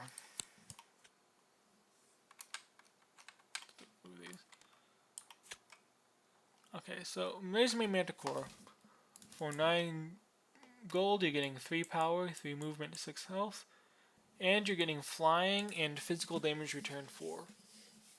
So Razormane Manticore is a pretty good tank in that physical damage return, while being kind of niche, is still incredibly strong because no one wants to attack a physical damage return unit.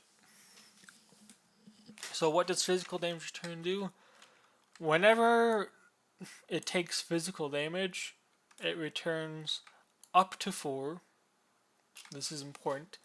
It doesn't deal 4 damage back, it deals up to 4. So if it takes 1 physical damage, it deals 1 physical damage back. It does not deal 4 damage back. So keep in mind. Another distinction is that it also affects range units. So if they have a range unit and it deals damage to the Manticore, through magic means it still deals damage back to it. So it's very good in that regard, in that whenever it takes any physical damage from anything, it deals it back. So the reason why it's so scary is let's just take the Warg Rider for example. So the Warg Rider, let's say, charges into the Manticore, deals 3 physical damage, and then because it took 3 physical damage, it would deal 3 physical damage back, and then the Manticore would still retaliate and deal 3 more physical damage and kill the Warg Rider. So that's the strength in physical damage, is that no unit really wants to attack into it, just because if they do, they usually die. Usually your opponent has to weaken it with magic damage before even thinking about charging into it. So that's the strength physical damage return has. Effectively just makes it so that the opponent can't just charge into it. And free damage sources like backstab, disruptor. So usually if the disruptor dealt damage, it doesn't take retaliation, but it still takes the physical damage return. So it's very strong in that regards, is that ranged units don't want to shoot it because they still take damage. Units with like backstab don't want to deal damage to it because they still take damage. So physical damage return, while strong, I mean, there are magic damage ignores it because it's physical damage, not magic damage. So magic damage ignores it. So a unit like Hellbear likes hitting this unit just because it doesn't have to deal with the physical damage. But yeah. And another thing about Manticore is that for a tank unit, it's very mobile. It has 3 movement and flying, meaning it can very easily fly around the map to where you need it and be a threat. Most tanks usually have 2 movement, no mobility keywords and stuff like that. But Manticore has an advantage in that not only does it have good health, a good defensive ability, but it also has flying and good movement. So we can easily, you can put it forward, you can put it where it needs to be very easily. So Manticore is a very strong unit. Do be careful, because if the enemy has break, which it removes both physical damage return and flying, or magic damage, then Manticore is slightly less useful. But if they have a ton of archers, backstabbers, and just overall a ton of physical damage, Manticore is very good. And it also pairs very well with Skorg Sorcerer, because Skorg Sorcerer can make something attack into it, and then probably just kills it. Cave Troll. For 9 cost, you're getting 5 power, 2 health, 8 health, 2 movement, 8 health. That's it. That's all you need to know about Cave Troll. Uh, 5 power for 9 gold is ridiculous. Let's just say that. The only units with 5 power are like 15 gold and up units. Yeah, you're getting it for 9 gold. Of course, it doesn't have any keywords, but it has 8 health and 5 power. So who cares? Um, it's a very strong unit in that nothing wants to fight it. Nothing wants to fight it. Even like 15 gold units don't like fighting Cave Troll just because it's gonna wreck your day. Either way. Um, if you look in the splash shot though, it has a lot of arrows in its back, which is its weakness. Is that it's very susceptible to just getting chipped down and then killed by getting charged. But even then, it takes a lot of arrows just to get it down to a reasonable health, and it's still a very scary brawling tank unit. No one wants to be near a cave troll. No one wants to be near a cave troll. No unit wants to. Even the units higher up on the list don't want to be near it. Units that can beat it don't want to be near it. Just because for 9 gold, it's probably got the best stats per cost in the game. It's almost got its health equal to its cost, and it's got 5 damage, which is incredible. So yeah, Cave Troll. It's essentially just, you know what, they have a lot of units that want to move up to me. I'm going to play a Cave Troll, and then the Cave Troll is just going to whack them all to death. Charbelcher. Again, a kind of an outlier for 2 reasons. One, it has 2 defensive keywords, and it's slow. It's very slow to get into the fight. At least for Gath. So for 10 cost, or for 10 gold, you're getting 3 power, 2 movement, 7 health. So pretty good health total. And it has imbued, which means it does magic damage, magic resist, and health regen 1. Do keep in mind, there's no number after magic resist, which means it's immune to magic damage. So completely immune to magic damage. And it has health regen 1. And health regen means at the start of the round, it heals 1. So incredibly strong in that regard. And then it has 2 mana, and it has an ability called Belch, where it deals 3 magic damage to every adjacent enemy unit. So very strong in that it's essentially backstab, in a way. So for 1 mana, you essentially deal backstab damage for 1 attack. The enemy can't retaliate. It's essentially Omni Slash, if you think about it like that. It's essentially Omni Slash on a unit. So, mainly want to use Charbelcher if they have a ton of magic damage, just because it's immune.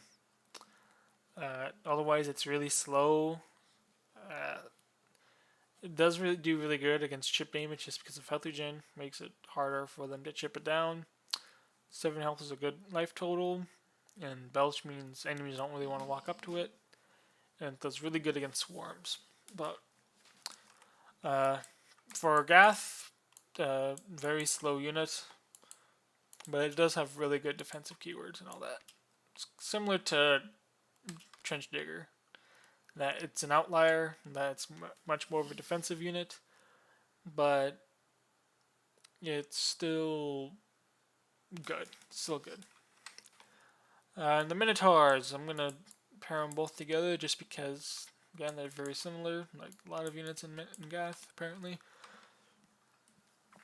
So, the Minotaurs both are 12 costs, both have 4 attack, 3 movement, and 8 health, and both have charging.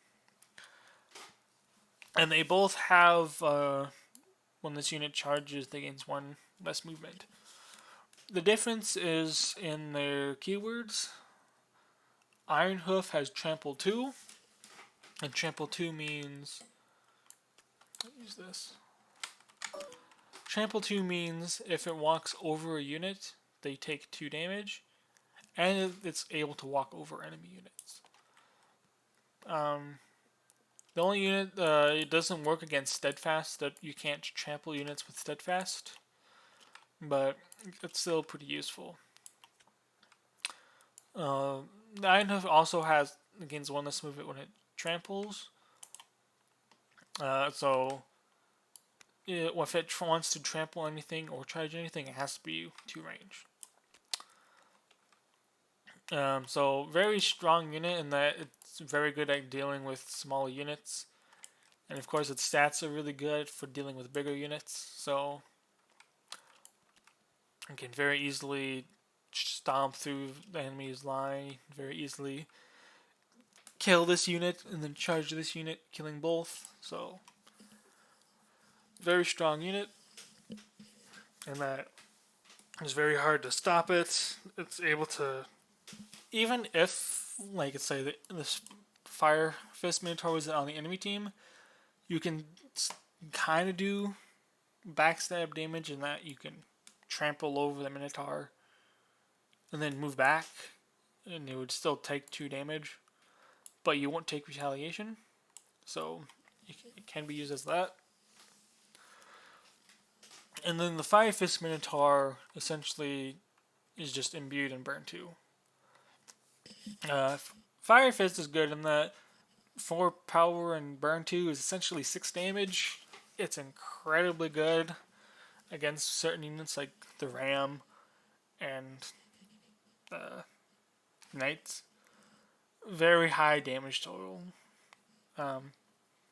No trample, so you kind of preference in that, do you want physical damage and trample 2, or do you want magic damage and burn 2? It's pretty much the decision point you're making here. Yeah, but those are the Minotaurs. Very strong damage dealing tanks. Crag Behemoth, otherwise known as Craig, because someone called him Craig, and that's what we've been going with. I called him Greg, though. This is Greg.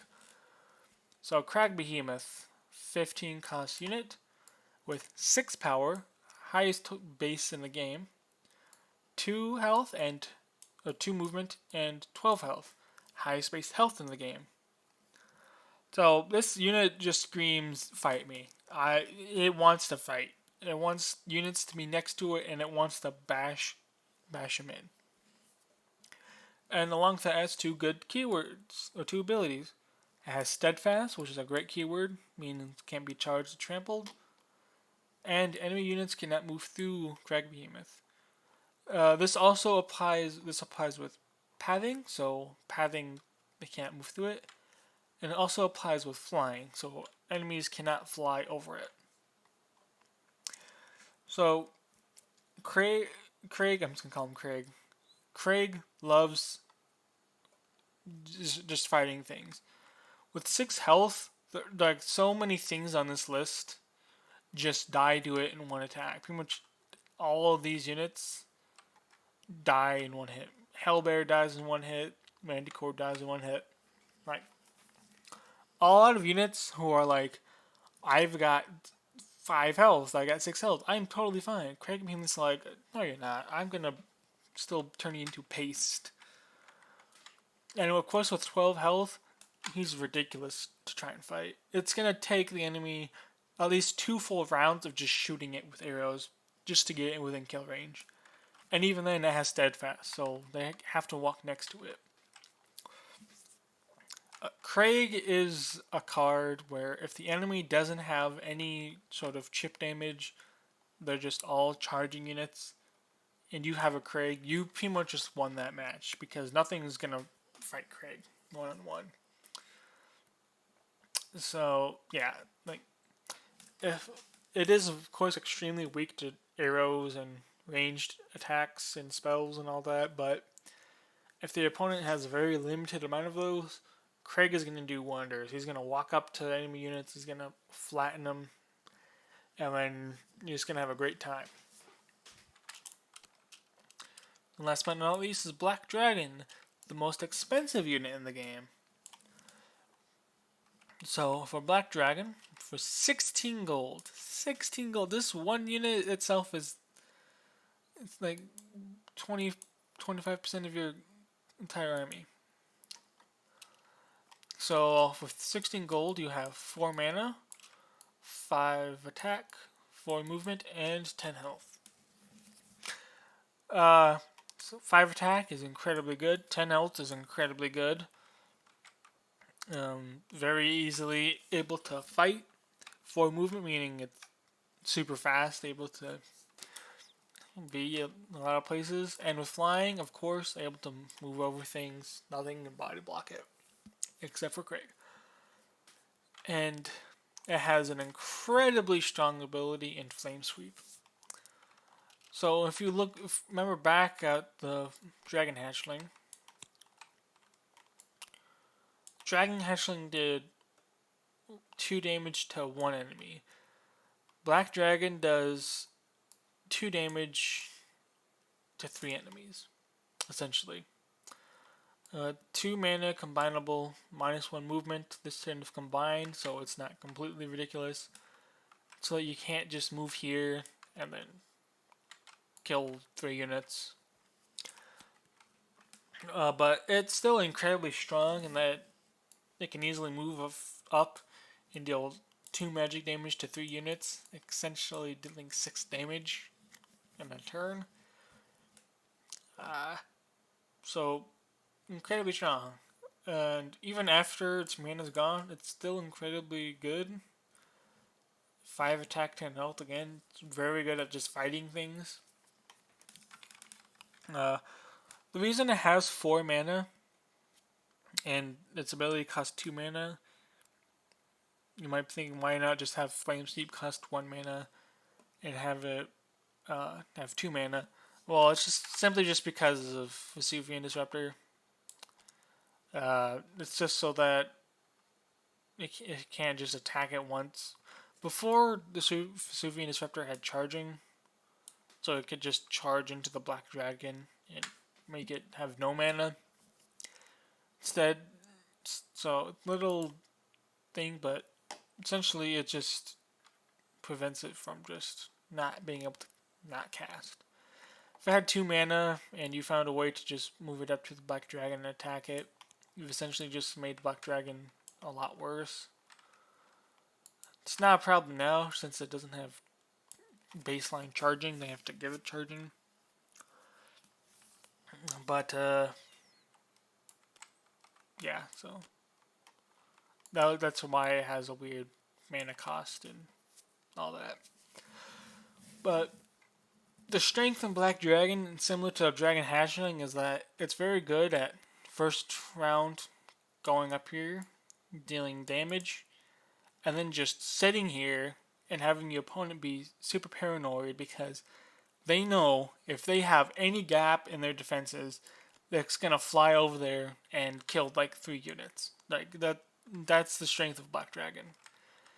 Not only are its stats good, not only is its ability good, because it gets 2 abilities, it can fly here, deal a bunch of damage, or maybe it takes some hits, but then like, oh, what's that? Is that a gap in the defenses? Oh, okay. And there's your backline. Okay. That's what makes it incredibly strong. It's just your opponent is super scared of leaving any gaps open in their army because it can easily just fly in there and murder the place. I have had times to where I've lost like 16 gold in one turn because of a Black Dragon. Yeah, maybe more, but yeah. Uh, anyway, that is Gath. I don't know why I was yawning so much. My throat hurts now. But anyway, I hope you guys enjoyed it, and I'll see you in the next video.